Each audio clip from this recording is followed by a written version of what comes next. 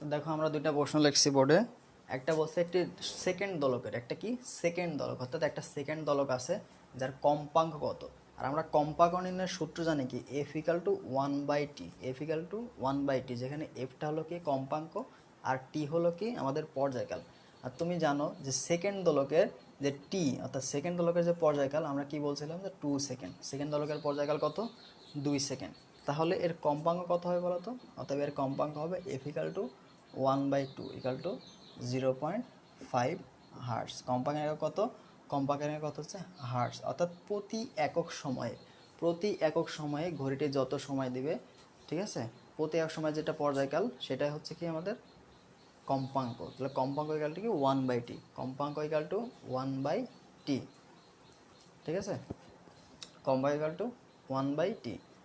তাহলে একটি সেকেন্ড দোলকের পর্যায়কাল থাকে 2 সেকেন্ড, তাহলে কম্পাঙ্ক হবে 1/2 ইকাল 0.5। আচ্ছা, এটা গেল। তো দেখো এবার একটা প্রশ্ন দেখো, পর্যায়কাল দ্বিগুণ করলে সরল দোলকের দৈর্ঘ্য কত গুণ বৃদ্ধি পাবে?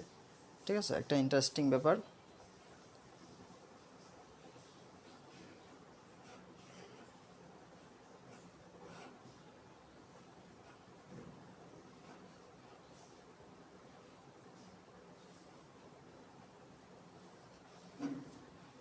এখন বলছে দেখো সরল দোলকের দৈর্ঘ্য কত গুণ কি বৃদ্ধি পাবে, কি করবে, কত গুণ বৃদ্ধি পাবে। এই জিনিসটা মাথায় রাখবা, কত গুণ বৃদ্ধি পাবে আর কত গুণ হবে, কত গুণ হবে, বিষয়টা কিন্তু আর পার্থক্য আছে। আমরা দুইটা জিনিসই দেখি। একটা জিনিস খেয়াল করো, আমরা যেটা সম্পর্ক লিখছি, যেখানে দেখো পর্যায়কাল, পর্যায়কাল টি ইকাল টু কি √L/g, আবার এল ইকাল টু √T²। তুমি এই জিনিসটা সিম্পলি এটা লিখতে পারো, তুমি ডাইরেক্ট এই সূত্রটা বললাম, টি ইকাল টু √L, এবং যদি তোমাকে এল বের করতে বলে তখন কি করবা, T² করে দিবা, ঠিক আছে, রুট আছে। এটা কি বলছে দেখো, আমাকে কি বের করতে বলছে, আমাকে বলছে দৈর্ঘ্য, কি বলতে বলছে বলো, দৈর্ঘ্য, আমাকে বলছে দৈর্ঘ্য। তাহলে দেখো দৈর্ঘ্য আমি কি এল না, আমাদের দেখো পর্যায়কাল কয় গুণ বাড়াইছি, পর্যায়কাল বাড়াইছি কয় গুণ বলো তো, 4 গুণ, দ্বিগুণ বাড়াইছি, কয় গুণ, দ্বিগুণ বাড়াইছি। তাহলে এল ইকাল টু কী হবে বলো তো, অর্থাৎ এল ইকাল টু টি এর মান কয় গুণ বাড়াইছি, 2 গুণ। তাহলে 2 এর পর কত, স্কোয়ার, এগুলো কত বলো তো 4। এত গুণ কি আমার করতে হবে, এলটা কি করতে হবে, 4 গুণ করতে হবে। তাহলে প্রথমে কি, প্রথমে আমাদের এল ছিল না, প্রথমে ছিল এল, এল থেকে তুমি করছো কয় গুণ, 4 গুণ। তোমার যদি প্রশ্ন হয় যে কত গুণ হবে, কত গুণ হবে, তখন তোমার অ্যান্সার কি হবে, 4 গুণ। আর যদি বলে কত গুণ বৃদ্ধি করতে হবে, তাহলে বৃদ্ধি করতে হবে কি, অর্থাৎ বৃদ্ধি করতে হবে বলতো ডেল এল ইকাল টু 4L। 4L কি পরের বার হইলো, দ্বিগুণ করলে দৈর্ঘ্য হয় হচ্ছে 4L, আগে কত ছিল এল, তাহলে তুমি বাড়াইছো কতটুকু, 4L minus L equal two কত বলো তো, 3L, ঠিক আছে।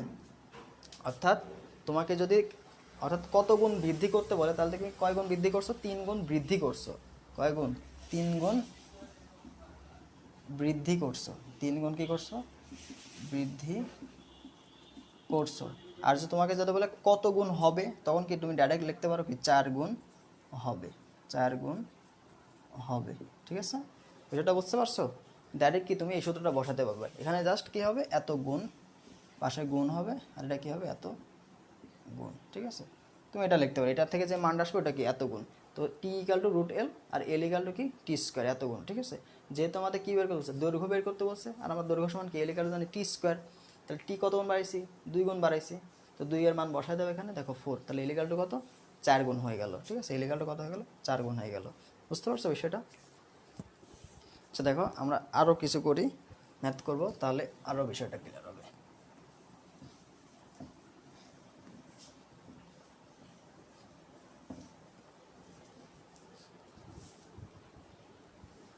দেখো বোর্ডে একটা প্রশ্ন দেওয়া আছে, সেটা কি বলছে, একটি সরল দোলকের দোলনকাল, একটা সরল দোলকের দোলনকাল হচ্ছে টি, সরল দোলকের দোলনকাল তো টি। এবার আমি বলছি যে দৈর্ঘ্যটা আমি দ্বিগুণ করে দিলাম, কি করলাম, দৈর্ঘ্যটা দ্বিগুণ করে দিলাম, তাহলে দোলনকাল কত হবে। যদি দৈর্ঘ্যটা আমি দ্বিগুণ করি, তাহলে দোলনকাল কত হবে, প্রাথমিক অবস্থায় দোলনকাল ছিল কত, টি। তো আমরা কি জানি যে টি ড্যাশ এল ড্যাশ, অর্থাৎ কি পরিবর্তিত দৈর্ঘ্য ইকাল টু কত হবে, √, মনে করো টি, অর্থাৎ এই টিটা কি, যত টি আমি বাড়াইছি, ঠিক আছে, এত গুণ,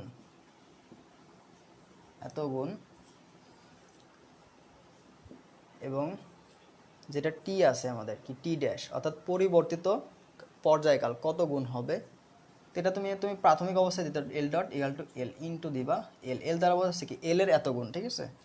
আবার টি ড্যাশ ইকাল টু কি লিখতে পারবা তুমি, যেহেতু এটা স্কোয়ার রুট ছিল এবার গেলে কী হয়ে যাবে স্কোয়ার হয়ে যাবে, তো এল স্কোয়ার ইন্টু টি, ঠিক আছে। এল স্কোয়ার টি মানে কি এটা থেকে যে মান আসবে ওটার কি এত গুণ, ঠিক আছে, এটার কি এত গুণ। তো এটা দেখো আমাদের কি বের করতে বলছে, দোলনকাল বের করতে বলছে, তাহলে কি আমরা এই সূত্রটা ব্যবহার করবো, তাই না। দোলনকাল কি এই সূত্রটা ব্যবহার করব, তাহলে টি ড্যাশ ইকাল টু কি লিখতে পারি আমরা, টি ড্যাশ ইকাল টু দোলনকাল কয় গুণ বাড়াইছি, দোলনকাল কয় গুণ বাড়াইছি 2 গুণ, তাই তো। তাহলে আমার কি ছিল এল স্কোয়ার, অর্থাৎ যত গুণ বাড়াইছি কি তার পুরো স্কোয়ার। তো দেখো কত গুণ বাড়াইছি 2 গুণ বাড়াইছি, তাহলে 2 এর উপর স্কোয়ার ইন্টু কত টি, ঠিক আছে, ইন্টু কত টি।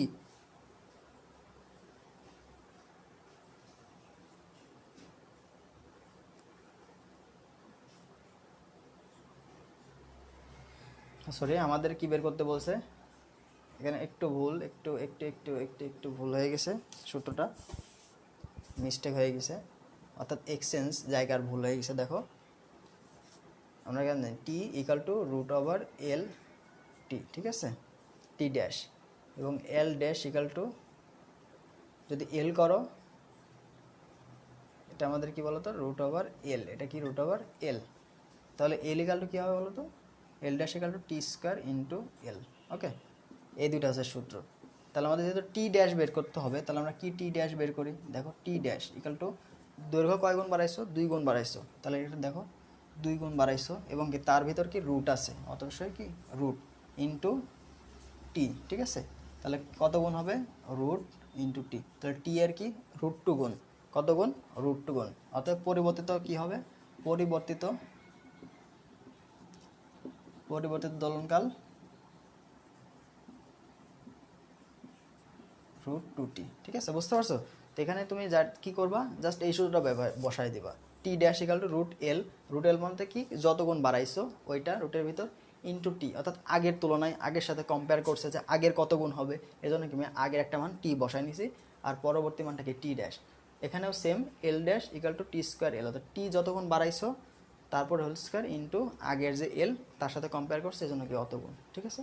তো এখানে আমরা কি দেখো সূত্রটা বসাই দিছি, এল এর মান কয় গুণ দ্বিগুণ, এর জন্য কি রুটের ভিতর 2 বসাইছি, এরপরে পাশে দেখো টি, তাহলে টি এর কি রুট টু গুণ, অর্থাৎ রুট টু ইন্টু টি। তো এটা আমাদের কি অ্যান্সার।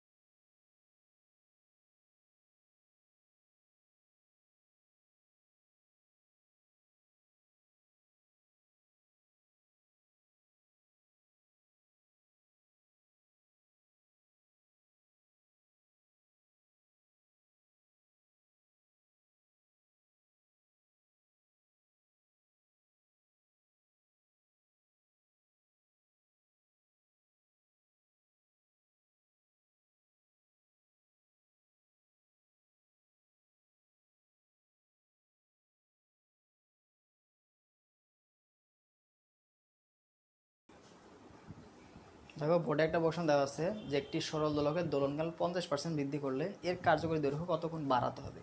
এটা দেখো বলছে কি কত গুণ বাড়াতে হবে, কি বলছে কত গুণ বাড়াতে হবে। তো দেখো 50%, তো যেহেতু 50%, তাহলে আমরা ভাবি প্রথমে কি ছিল, প্রথমে ছিল 1, প্রথমে কি ছিল 50% মানে কি 50% ইকাল টু 50% বৃদ্ধি মানে কি বলতো এল গুণন প্রাথমিক অবস্থায় আমি যদি এল ধরি, প্রথমে কি ছিল এল, এল এর কত পার্সেন্ট 50%, 50 মানে হচ্ছে কি 50 ডিভাইড বাই 100 এগুলো কত বলতো 0.5 এল, তো 0.5 এল কি আমি করছি, তাই না? তাহলে অতএব আমাদের যে এলটা হয়েছে, যেটা এল, ওইটার মান কত হয়েছে বলো তো? তুমি যদি 50% বৃদ্ধি করো, কি করো বলো তো, 50% বৃদ্ধি করো, তাহলে এল এর মান কি আসবে? এল এর মানের প্রথমে ছিল হচ্ছে এল, বাড়ানোর পরে কি হয়েছে 0.5, বাড়ানোর পরে কি আসছে 0.5 এল। ঠিক আছে, প্রথমে ছিল এল, এরপর তুমি কতটুকু বাড়াইছো? এল এর 50%, অর্থাৎ কি 0.5 এল বাড়াইছো, তাহলে আমাদের এল কি আসছে পরবর্তীতে? এল আসছে হচ্ছে তোমার 1.5 এল। ঠিক আছে, এটা হচ্ছে কি পরিবর্তিত এল। তুমি এটাকে এল ড্যাশ লিখতে পারো, এল ড্যাশ লিখতে পারো। ঠিক আছে, এল ড্যাশ লিখতে পারো, অথবা কি ডেল এলও লিখতে পারো। এবার আমার কি বলছে, সরি দোলনকাল, এটা কি হবে? দোলনকাল। তাহলে এটা কি টি? ঠিক আছে, এটা কি হবে? টি। এটা খেয়াল করে নেই, দোলনকাল হবে, এটা কি হবে বলো তো? টি হয়ে যাবে। যেহেতু আমাদের দোলনকাল দেওয়া আছে, একই প্রসেস তোমার এখানে এবার দেওয়া আছে দোলনকাল, পরের বার দিয়ে দিতে পারে দৈর্ঘ্য, সিম্পল। এখানে দৈর্ঘ্যও দিয়ে দিতে পারে, একই প্রসেস। ঠিক আছে, একই প্রসেস। যদি বাড়ানো হয় তুমি এভাবে কি মানটা বের করে নেবে, যে ডেল টি এর মান কত হচ্ছে 1.5। তোমাকে বলছে দৈর্ঘ্য কতটুকু বাড়াতে হবে। দেখো আমরা জানি কি ডেল ডেল টি ভাগ টি, তাই তো? ডেল টি ভাগ টি ইকাল টু কত? যেহেতু কি ছিল, সমানুপাতিক ছিল বর্গমূলের, তাহলে আমরা কি লিখতে পারি? Root over del divide by, আমার কি বাড়াতে হবে? আমার বাড়াতে হবে কি এল বাড়াতে হবে, তাই তো? কি বাড়াতে হবে? এল বাড়াতে হবে। তো তোমাকে আমি একটা জিনিস বলছিলাম, যে যেহেতু আমাকে সরল দোলকের, আমাদের সরল দোলকের টি এর মান, কিসের মান? প্রথমে অবস্থায় টি এর মান কত বলো তো? 2। কত থাকে বলো তো? টি এর মান থাকে হচ্ছে 2। টি এর মান থাকে হচ্ছে কত? 2 সেকেন্ড। পর্যায়কালের মান কত থাকে? 2 সেকেন্ড। তাহলে তুমি যদি এবার মানগুলা বসাও, আমার কি মান লাগবে? রুট ওভার এল এর মান, ডেল এল এর মান লাগবে। তাহলে ডেল এল সমান আমি কি লিখতে পারি? Del T divide by T, তারপরে হোল স্কয়ার ইন্টু কত? এল, ইন্টু কত? এল। তাহলে এখান থেকে ডেল টি এর মান কত ছিল তোমার? টি আর টি, ডেল টি এর মানটা কত ছিল? 1.5 টি ডিভাইড বাই কত? টি, এটার পরে হোল স্কয়ার। ঠিক আছে, এটার পরে কি হোল স্কয়ার যদি করো,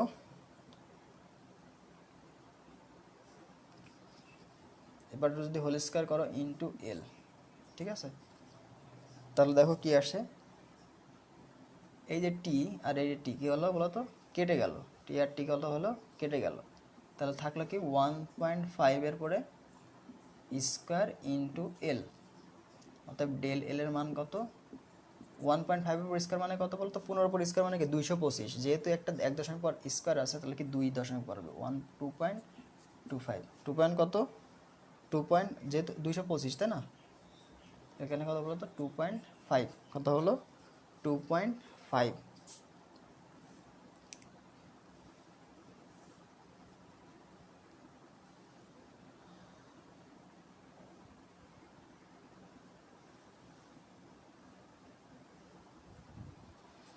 তো এটা আমার কি দৈর্ঘ্য আসছে? 2.5 মিটার। যদি আমি মিটার এককে ধরি তাহলে মিটার পাইলাম, তাহলে 2.5। ঠিক আছে, 2.5 এল, 2.5 এল। তাহলে বলো তো আমার কত গুণ করতে হবে? দৈর্ঘ্য কত গুণ বাড়াতে হবে? কি আসছে? বাড়াতে হবে। কি বলছে? বাড়াতে হবে। তাহলে প্রথমে কি ছিল আমাদের? প্রথমে ছিল হচ্ছে এল, তাই তো? প্রথমে ছিল হচ্ছে এল, পরে কত হলো? 2.5 এল। কতটুকু বাড়াইছে? অতএব ডেল এল এর মান কত আসছে বলো তো?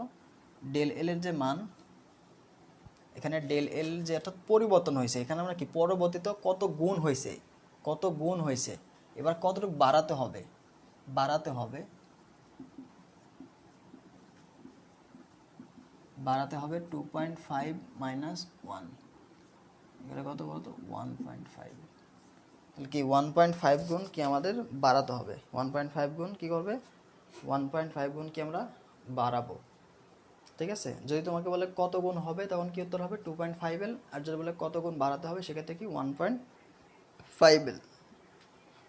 ঠিক আছে।